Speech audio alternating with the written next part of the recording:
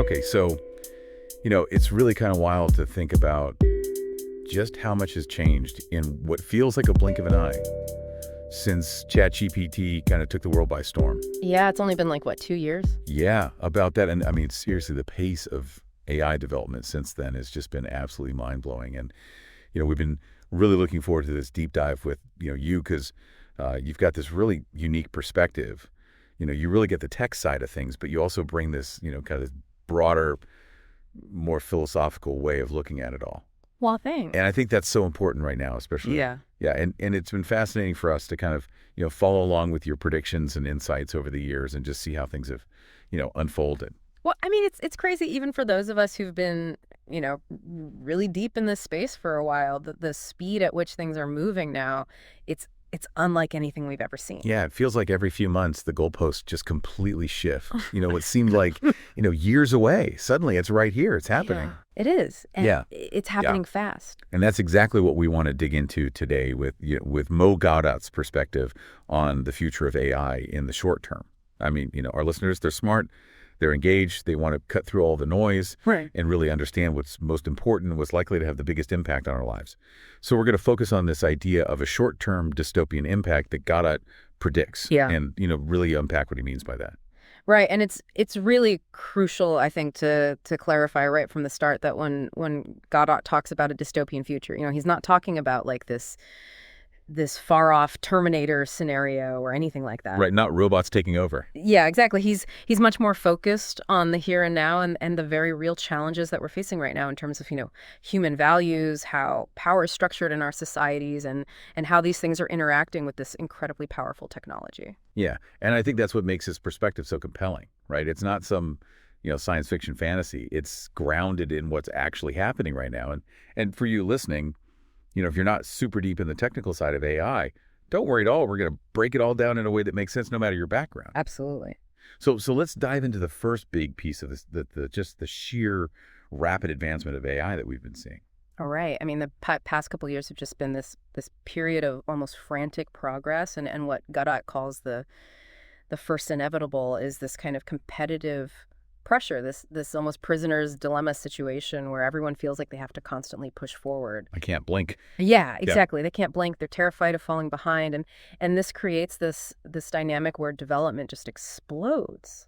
And we've seen some really incredible leaps in AI capabilities, right? Mm-hmm. But particularly in areas that Gawdat specifically highlights, like, AI's ability to understand and use language, its capacity for mathematics, and even its growing ability to reason. Yeah, he makes this really strong point that AI has almost already gotten there in terms of what he calls linguistic intelligence. So basically, its ability to understand and generate human language is just becoming astonishingly sophisticated. It really is. And in areas like math and logic, AI is consistently outperforming humans. Now, this isn't some hypothetical future capability. This is what's happening right now. It's wild, yeah. So this development is happening at an almost unimaginable speed.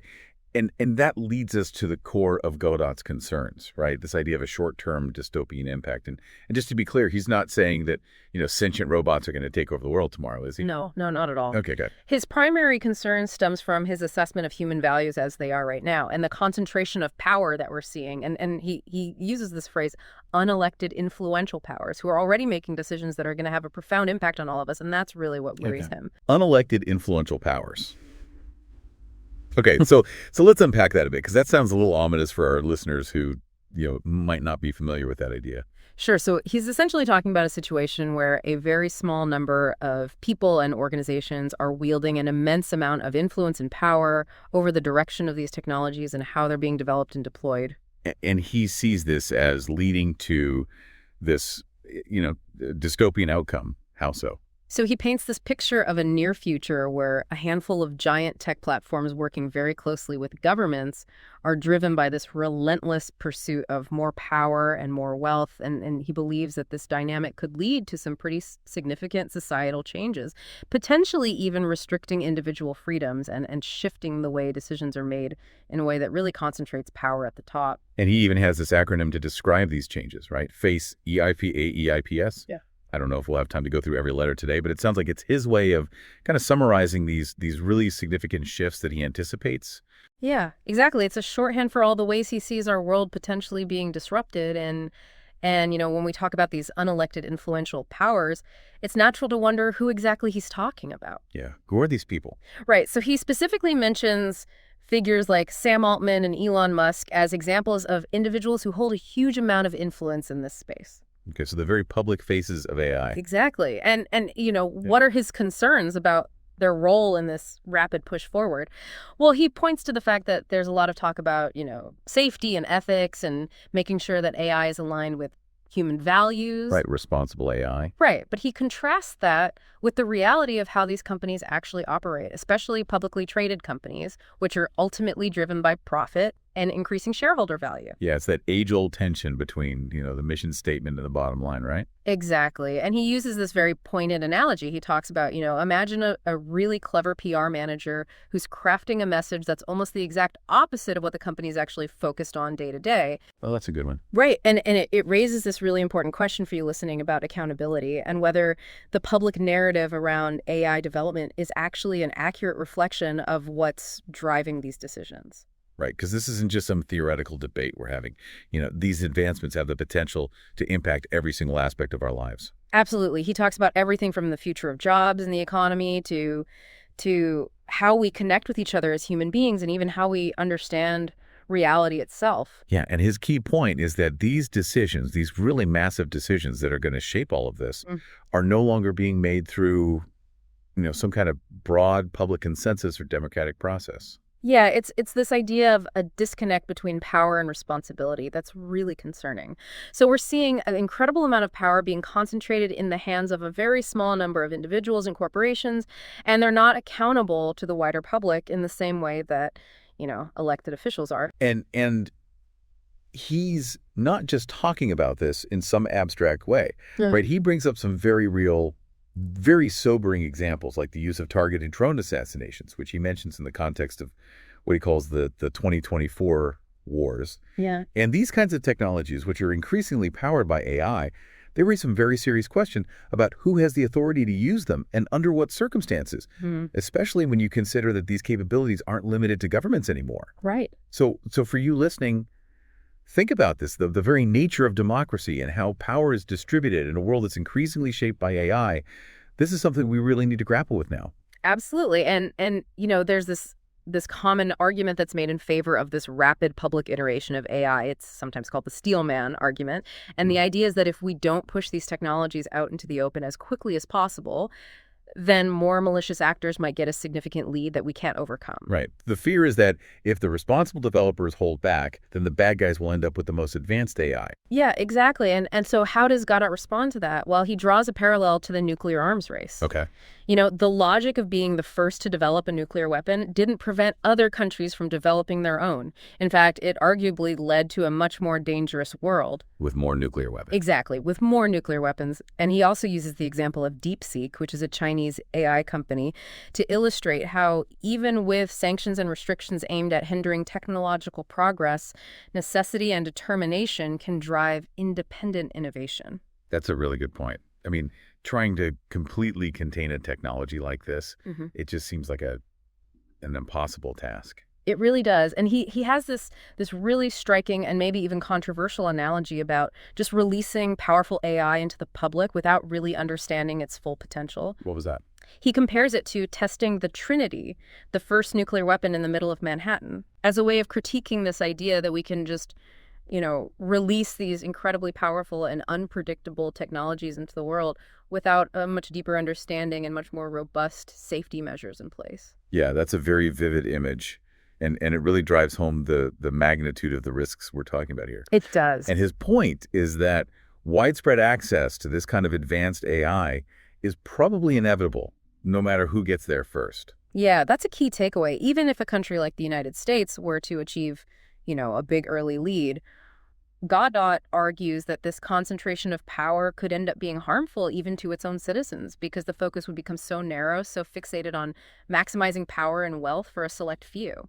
So this idea of a purely competitive approach to AI development, Yeah. he sees that as a dead end. He does. And he proposes a very different way forward. He talks about what he calls a mutually assured destruction conviction. Okay, so what does he mean by that? So what's really interesting here is his belief that the only real solution long term is a fundamental shift in our mindset, moving away from the sense of scarcity and towards a mindset of abundance. Yeah. He believes that a lot of the competition that we're seeing in AI is driven by this underlying feeling that there's not enough to go around. Right, like a zero-sum game. Exactly. And he sees the potential of AI to actually lead us towards a state of total abundance through what he calls augmented intelligence. So basically humans working in partnership with AI to achieve things that we can't even imagine right now. Yeah, he throws out these almost unbelievable possibilities like, AI with an IQ of 400 or more, potentially, leading to breakthroughs, like harnessing energy directly from the environment. Right. It sounds like science fiction, but the underlying point is really profound. If AI has the potential to unlock this level of abundance,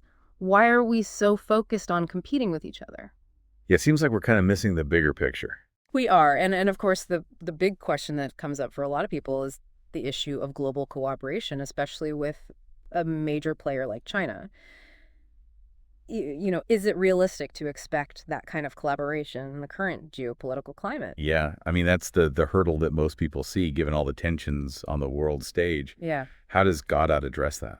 So he acknowledges the current climate of mistrust, but he draws a parallel to the Cold War and the development of nuclear weapons.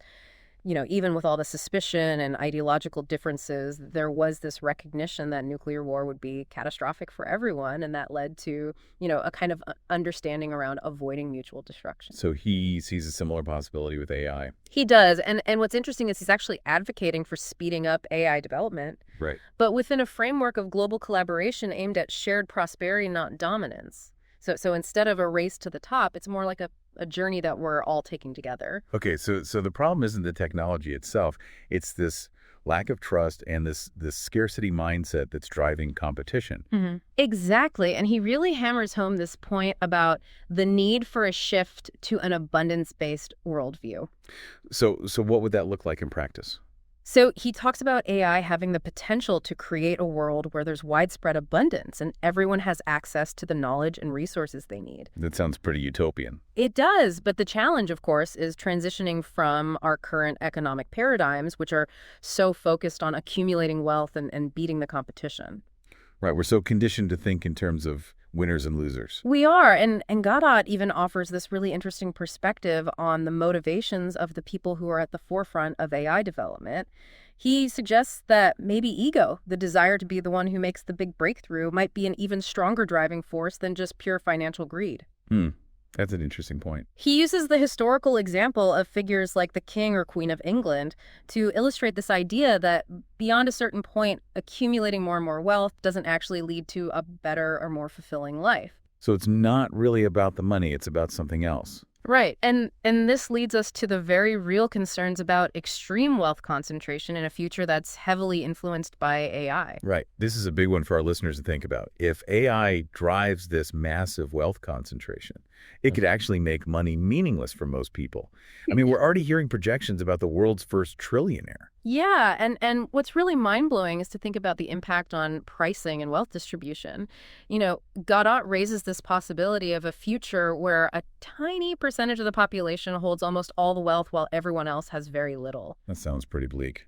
It does, but he also presents this kind of counterintuitive idea that AI could simultaneously make everything much cheaper, to the point where money itself loses a lot of its value. Okay, so how do we reconcile those two seemingly contradictory ideas?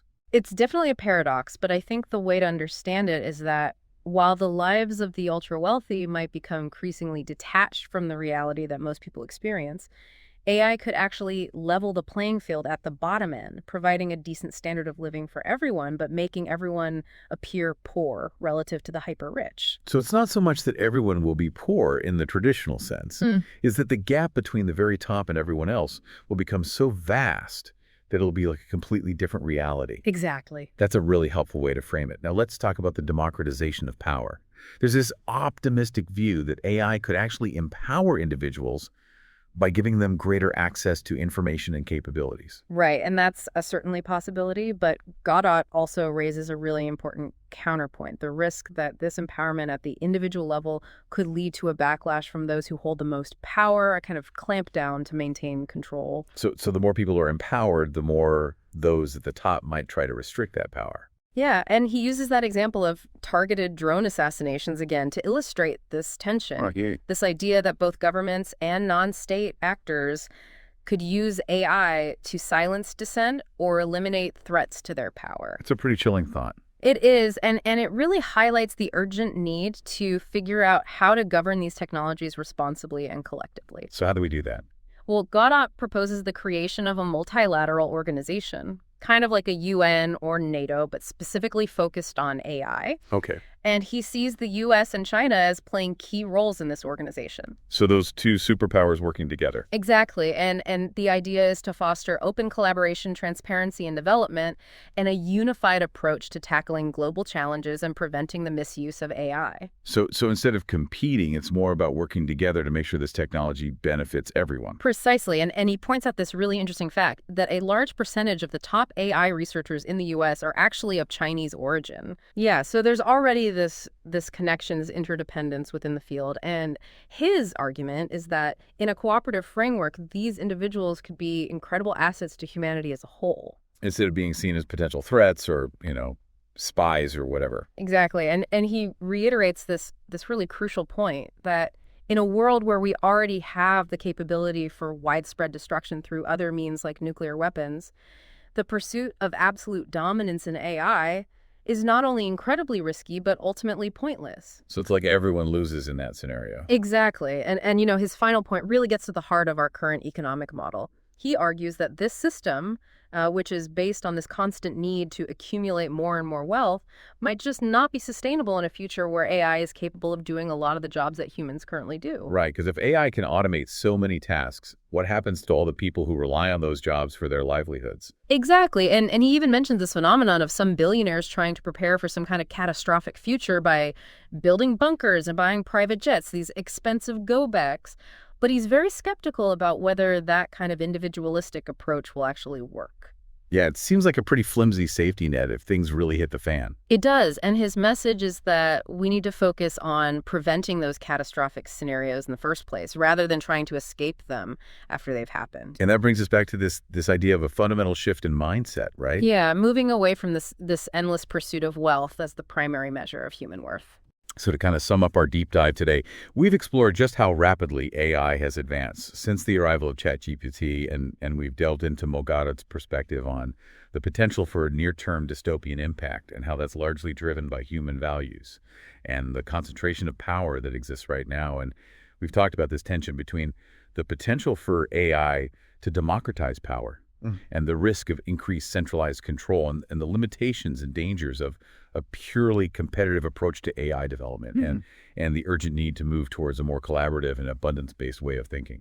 And as Gawdat points out so eloquently, understanding these complex dynamics is really the essential first step in navigating this uncertain but potentially incredibly transformative future that AI presents. And he leaves us with this really thought-provoking question. What are we truly competing on? It's a question worth pondering, not just in the context of global AI development, but in our own lives as well. What are we striving for?